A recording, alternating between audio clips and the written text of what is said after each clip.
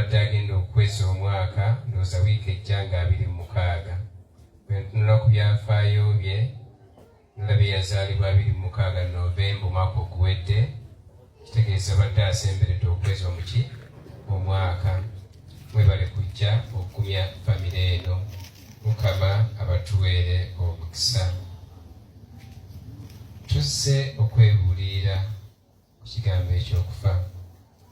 Tujjidde mu bibinja eby'enjawulo era nasemba okujja mu kisomesa kino ekyekitabaazi era twali twebuulira ku kigambo kyakufa. Najja ne musomesa ono mu maka ga Mr. Day waawo ndowooza kumpi na wano, tuno gwe gwokubiri nga nsoma emisa mu kisomesa kino ekyakitabaazi.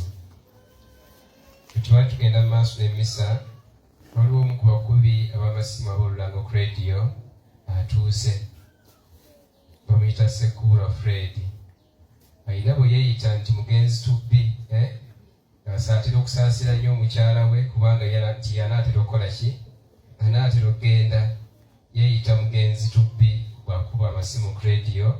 Ewe mulabye nenzijukira omuntu gwendira okuwulira ku rediyo nga yeeyita mugenzi tubbi. Tuzze kwebuulira ku kigambo ekyokufa. Nga bangi boolyawo tulina ebibuuzo bingi naddala ku kino ekyaguddewo nti omwana omuto Mukama amutwala atya? Lwaki azze kuba neggula ekawungeezi ne bantegeeza nti maama w'omwana addusiddwa mu ddwaliro yakoze eki? Yazirise. Oboolyawo embeera yakoze eki? Yamusukkiridde. Ate mutabani waffe Abanike Katumba Frederick namukubiddeko esiyesoosa nankubira essimu eggulo ekawungeezi naye ng'ebigambo tebyatuka bulungi, nemukubira nga tebitegeerekeka. Nentuma abamu ku bakozi ba rediyo Matilda ne Ssemuddu tebajje ewaka bamanye byonna byonna nga bibiyimiridde, nga mmanyi nti yakoze eki? Embeera yakoze eki? Yamutabuseeko. Naye byonna byonna bibeerawo mu mbeera etulimu, embeera ey'okufa. Era bangi mu mbeera bwe twebuuza n'ebibuuzo bingi. Bano abasoma amawulire oba n'abakola research, bwe baba bakola research balina ebibagoberera bingi, nabano abanoonyereza amawulire ge banaripootinga balina bingi ebibagoberera. Njagala okujjayo zino zituyita the 5Ws naddala nga bakola omulimu gwabwe nga bajournalists ate ne ba researchers batera okugoberera nnyo method eno ddala nga bajjayo wazi n'ettaano nga mulimu who, the what, the where, the when and why.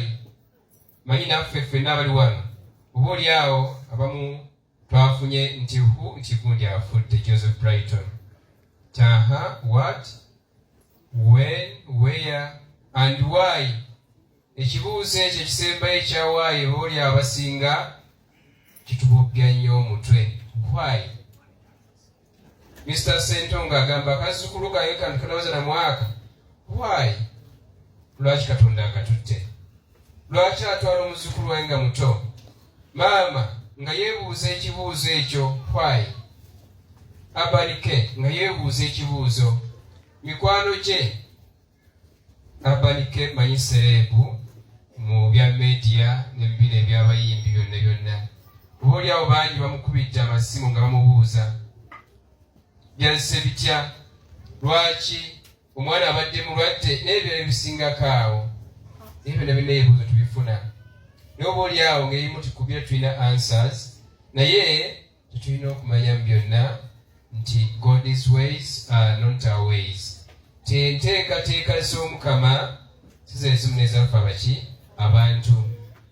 Mu nteekateeka z'Omukama abantu abatwala, abavubuka abatwala, abantu abakulu abatwala, n'abakadde abakola ki? Abatwala.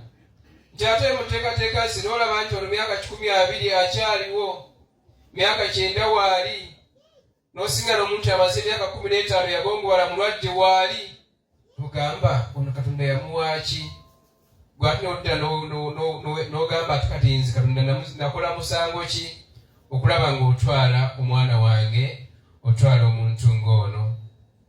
Mu byonna byonna ebyo tuyitamu ne tufuna n'ebibuuzo ebingi tulina okunyiikirira ennyo okwebuulirirako nti Katonda mu mbeera zonna Katonda mulungi.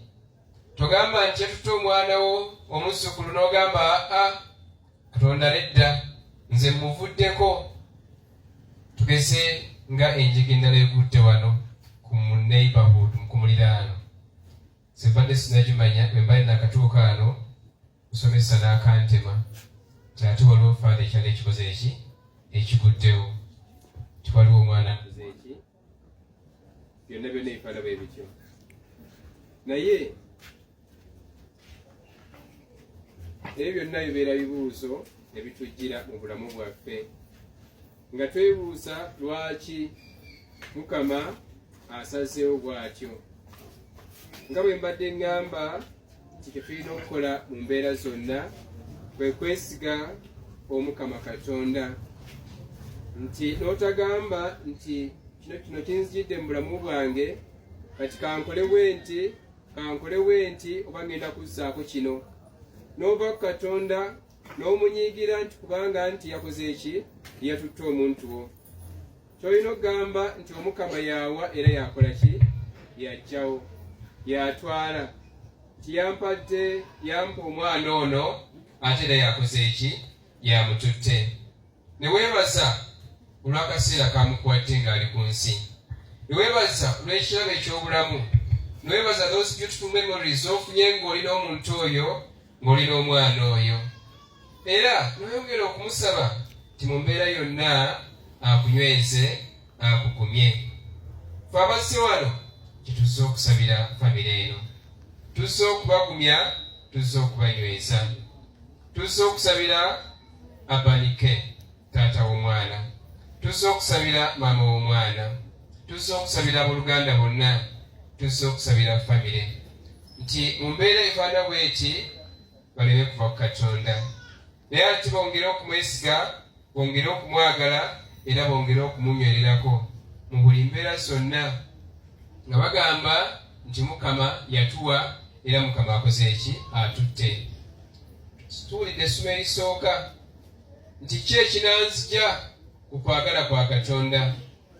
Batera okuyimba oluyimba olaba kwaya, ani oyo alinzija ku Kristo yali,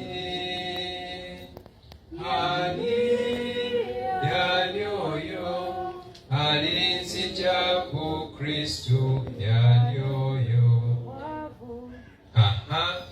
Bwavu, kiyigganyizo, mbeera ki enanzija kwagala kwa Kristo?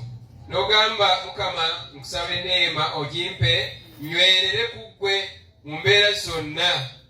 Kyetusabira ne famire eno nti baleme kuva ku kwagala kwa Kristo mu mbeera zonna. Kanaffe twongere okwesabira mu byonna bye tuyitamu, Mukama atunyweze era atukumye, ffenna atuwanguze embeera etuyitamu ey'obulamu buno obw'oku nsi. Obudde buli nga butuuse, ffenna atuuse mu bulamu obutaggwaawo. Mu kutuuka mu bulamu obutaggwaawo tulina okufaanako nga zimalayika zino abaana abato. Bituwulidde mu Vanjiri Mukama bayogerako nti muleke abato temubaziyiza, muleke bakole ki? Bajje gye ndi.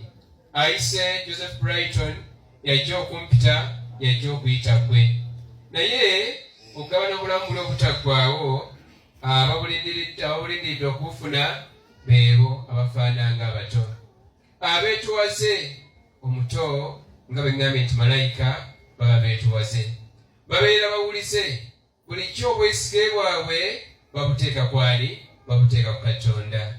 Awo nno naffe tufaaneko abato okulaba nti tukolerera obulamu buno obutaggwaawo, eddala nga tuyita mu mbeera eyo ng'omuto bwakola ki? Nga bwe yandifaananye. Nti Omukama ono ayise Joseph Brighton, naffe yajja okutuyita obudde nga butuuse, nga twesabira nti akadde ako katuuse tupaakinge eddala nga tufiitinga bulungi wamu ne Mukama waffe Yesu Kristo. Ffenna Mukama atuyingize obulamu obutaggwaawo. Omukama abeere nammwe.